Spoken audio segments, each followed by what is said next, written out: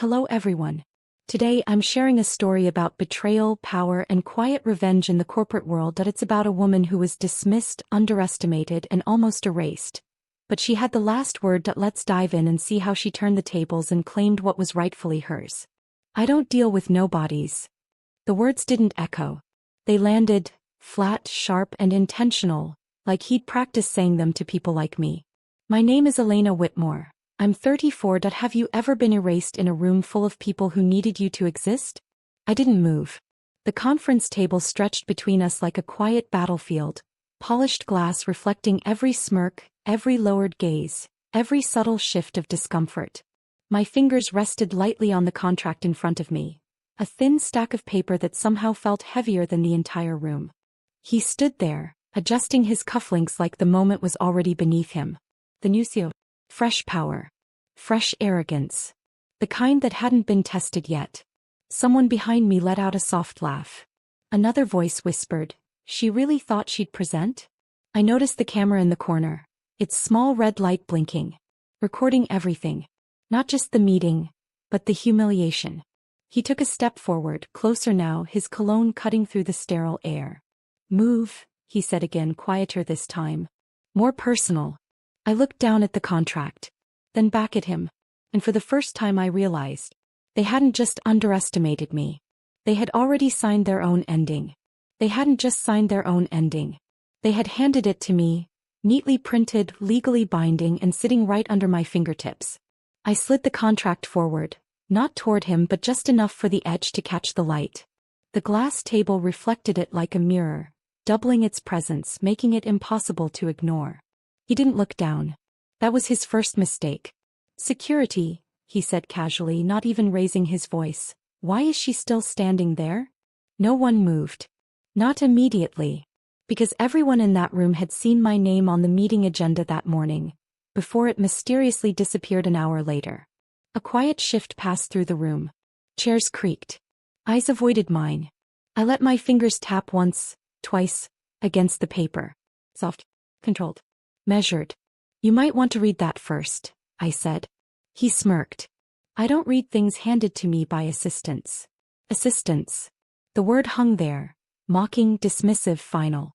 Behind him, Daniel from finance leaned slightly toward his colleague and whispered, "This is going to be painful." Someone else muttered, "She should have known her place." I heard all of it. Every word. Every small betrayal layered under polite silence. I didn't react. Instead, I reached into my bag and pulled out a small object, placing it gently beside the contract. A silver pen. Engraved. Old but polished like it had never been forgotten. The same pen his predecessor had used to sign every major deal in this company for the last 20 years. The same pen that had been handed to me. His eyes flickered just for a second. Recognition. Confusion. Then annoyance. "Cute," he said. "But symbolism doesn't give you authority." I tilted my head slightly. "No," I replied softly. "But ownership does." That's when the room changed. Not loudly. Not dramatically. Just enough for the air to feel thinner. Because somewhere in the back someone had finally opened the digital file attached to that contract. And I heard it. A sharp inhale. Followed by a whisper that wasn't meant to be heard. "Wait. This isn't." I didn't look away from him. Not even for a second. As now. It wasn't about proving who I was. It was about watching him realize who he had just dismissed. It's her name." The whisper slipped out before it could be stopped. "Small. Enough." I watched it travel across the room, not as sound but as realization. Heads turned. Screens tilted. Someone zoomed in. Someone else froze completely, like moving might make it disappear. He still hadn't looked down. But now, he noticed the silence. That kind of silence doesn't happen by accident. It settles slowly like dust after something breaks. "What is this?" he asked, irritation creeping into his voice. Not at me. At the room. At the shift he didn't understand yet. Daniel cleared his throat. "You might want to." I asked her, the CEO cut in sharp now. I didn't rush. Didn't fill the silence. Instead, I slid the contract just an inch closer, until it touched the edge of his reflection in the glass. "You removed my name from the agenda this morning," I said calmly. "I assumed you preferred surprises. A few people lowered their eyes. Guilt has a sound. It's quiet, but it moves. He exhaled through his nose, finally glancing down, not fully, just enough to acknowledge the paper existed. Then he saw it. Not everything. Just the top line. But that was enough. His fingers stilled on his cufflink. What exactly am I looking at? He asked. Polite now. Careful. Too late. Behind him, someone's chair scraped back slightly. Another voice, barely contained, whispered, "That's the controlling share." And then came the surreal moment, the kind that doesn't feel real even while you're living it. The chair at the head of the table, his chair, looked like it was waiting. Not for him. For me. I placed my hand lightly on the backrest, not sitting, just enough to claim its presence. "You're looking," I said quietly, "at the signature authority behind every deal you plan to make this quarter." He turned fully now. Eyes locked on mine. No smirk. No laughter. Just calculation, starting to crack. "And you are," he asked. Not dismissive anymore. Just uncertain. I let the silence stretch. Just long enough for everyone to feel it. Then I picked up the silver pen, turning it slowly between my fingers. "My name," I said, steady and unshaken, "is already on every document you're about to approve." Pause. A breath. "And the funding behind them answers to me." That's when it hit him. Not all at once. But enough. Because the room didn't laugh this time. It watched. And for the first time since he walked in, he didn't tell me to move. He didn't tell me to move. He just stared at me, like the room had quietly rewritten itself and he hadn't been given the updated script. "That's not possible," he said, but the certainty was gone. Sounded thinner now. Forced. I finally pulled the chair back. Slowly, the soft scrape echoing across the glass walls. No one spoke. Even the camera's red light felt louder. I didn't sit yet. Not until he stepped aside. It was subtle, half a step, maybe less. But everyone saw it. Power doesn't always announce itself. Sometimes, it just makes space. I placed the silver pen down again, perfectly aligned with the contract. My reflection in the table looked calm, untouched, but I could feel every heartbeat steady and deliberate, like it had been waiting for this exact moment. "You were hired 3 weeks ago," I said. "Aggressive expansion strategy. New investor confidence. Big promises." His jaw tightened. "Get to the point." "I am the point." A quiet breath moved through the room. I tapped the contract once. 72% of your projected funding pipeline? I continued. "It routes through a holding group you didn't bother to investigate." Behind him, someone whispered, "Oh my God." Another voice, softer, "He didn't run full due diligence." I let that settle. Let it sting. Then I opened the contract, turning it so he could finally see everything. Every clause. Every signature. Every line with my name printed clearly where it had always been. "Whitmore Holdings," I said gently. Recognition hit harder this time. Not confusion. Memory. Because that name wasn't new. It had just never been visible to him. "You've been negotiating with us for months," I added. "Every deal. Every projection. Every number you stood on in your first board presentation." I leaned forward slightly, just enough for my voice to lower. Came from me. The room felt smaller now. Tighter. Like the walls were listening. He ran a hand over his mouth, then dropped it quickly, catching himself. Trying to regain control. "You're saying," he started slowly, "that you what? Own the capital behind this company." I didn't answer right away. Instead, I picked up the pen and placed it directly in front of him. An invitation. Or a test. "Sign the contract," I said quietly. His eyes flicked between me and the paper. "What happens if I don't?" That question, it almost made me smile. Almost. I leaned back slightly, finally resting my hand on the chair again. "If you don't," I said calm as ever, "the funding pauses. A beat. Deals freeze. Another. And by Monday morning," I met his eyes, unblinking, "your future here becomes a very short story." Silence swallowed the room whole. No whispers now. No smirks. Just the sound of his breathing. Slightly uneven. Because for the first time since he walked in, he wasn't in control of the room anymore. And he knew it. And he knew it. You could see it in the way his fingers hovered over the pen. Not touching it, not rejecting it, just suspended like the decision itself was heavier than he expected.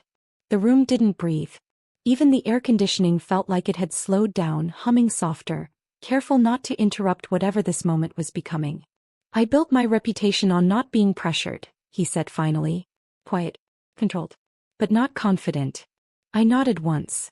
And I built mine, I replied, on knowing exactly when to apply it. A faint shift behind him.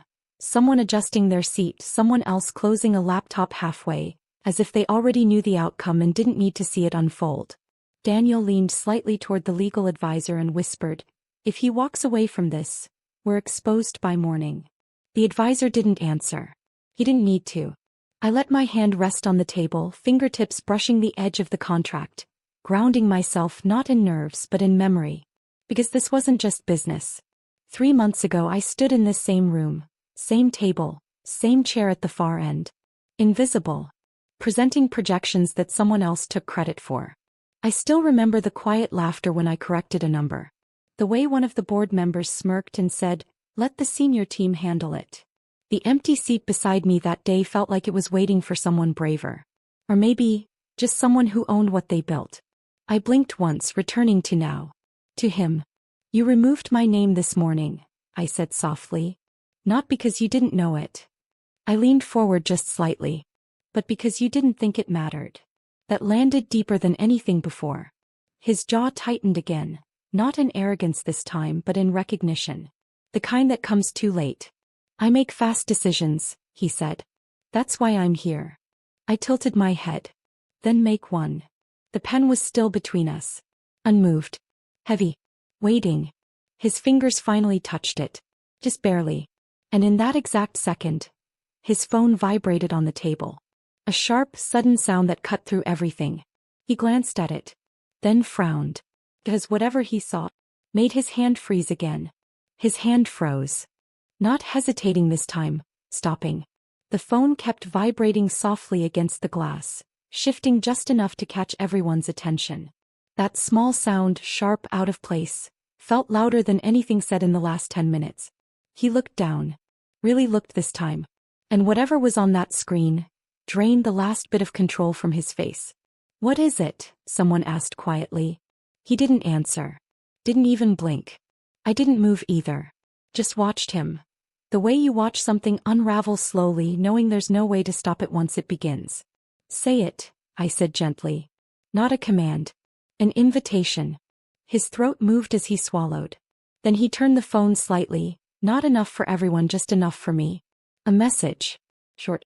Pulled. Funding channel suspended pending signature confirmation. No greeting. No explanation. Just consequence. Behind him, the legal advisor inhaled sharply. "That's immediate enforcement." Daniel whispered almost under his breath. "She actually pulled it." I didn't react. Because this wasn't anger. It wasn't revenge in the loud, dramatic way they expected. This was alignment. 'Cause, meeting effect. "You said you don't deal with nobodies," I reminded him quietly. He looked up at me then, really looked, like he was trying to rewrite the version of me he had decided on the moment he walked in. "I didn't know," he said.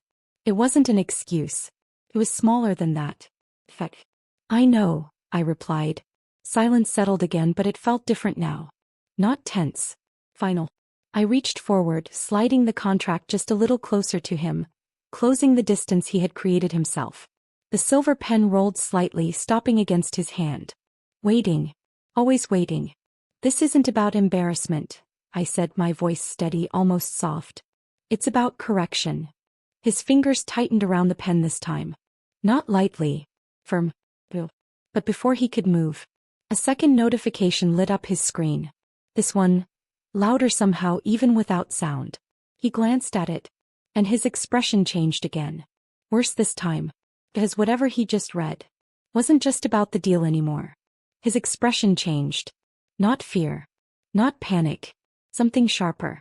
Recognition. The kind that burns quietly deep in the chest. The second notification glowed like a spotlight in the sterile room. I didn't need to look. I already knew. 3 months of underestimating me. Every subtle dismissal. Every whispered slight. Every smirk they thought I didn't notice. It all funneled into this exact moment. He glanced at me again. How? I held up a single finger, not to silence him but to slow time. The room leaned in without realizing it. Chairs scraped. Keyboards clicked. Even the air seemed to pause. You thought removing my name would weaken me, I said softly. But what you didn't realize. I tapped the contract with my fingernail. Silver pen gleamed. Was that I own more than just signatures. I control the channels you assumed were untouchable. He swallowed. Tight jaw. Eyes darting. The first flicker of panic crept in. Daniel from finance whispered something, but it barely reached me. Didn't need to. Everyone already understood. I reached over, carefully but deliberately, and nudged the pen toward him. Sign it, I said. Commanding. I didn't raise my voice. He froze, fingers hovering. Then another notification appeared. His face went pale. And for the first time since he walked in, the room wasn't watching me. It was watching him. Because the empire he thought he commanded was quietly slipping out of his hands. And all I had done was wait. Just wait. The kind of patience that doesn't roar. It owns. He finally signed. Not out of courage. Not out of respect. Out of necessity. The contract slid across the glass table like a silent verdict. The silver pen glinted under the conference room lights, a quiet witness to every arrogance and every dismissal that had led to this moment. I didn't smile. I didn't gloat. I simply leaned back, letting the weight of the silence settle over the room. The cameras blinked red, recording every second of the subtle undoing. Funding restored, I said softly, almost conversationally. Deals move forward. Projections remain intact. But the message is clear. He looked up at me, hollowed slightly, his previous smirk gone. For the first time I saw him as he truly was. Just a man who had overestimated his control and underestimated my presence. You dismissed me, I continued, voice calm but cutting. You thought my name didn't matter. My history. My authority. You thought removing me would erase my power. It didn't. And now he knew it. I stood, placing the pen gently back on the contract. My reflection in the polished table mirrored a woman who had been invisible, underestimated, almost erased, but now undeniable. The room exhaled. Everyone realized the shift. The lesson was subtle, precise. Poetic. He didn't speak. Couldn't. And in that quiet the truth settled. Respect cannot be demanded. It can only be recognized, and only after it's earned, not stolen. I picked up my bag, straightened my shoulders, and walked toward the door. The silver pen stayed. My authority stayed. And the memory of underestimation would haunt him silently, always.